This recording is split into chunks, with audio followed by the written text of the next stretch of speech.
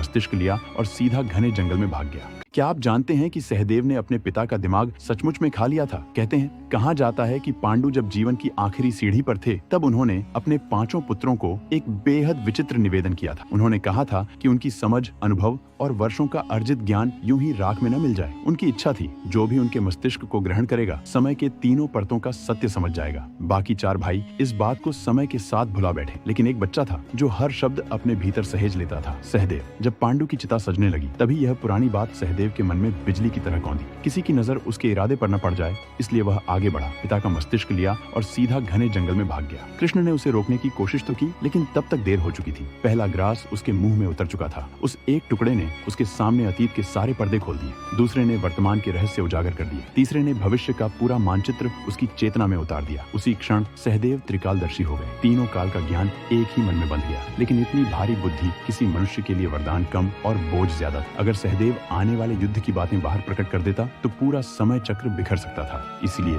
कृष्ण ने चेतावनी दी, भविष्य का एक भी शब्द जुबान पर आया तो उसी क्षण प्राण समाप्त हो जाएंगे। उस दिन के बाद सहदेव सब जानते हुए भी मौन रहा, क्योंकि सच बोलना उसकी सबसे बड़ी मौत बन सकता था। कमेंट में लिखो, जय श्री कृष्ण।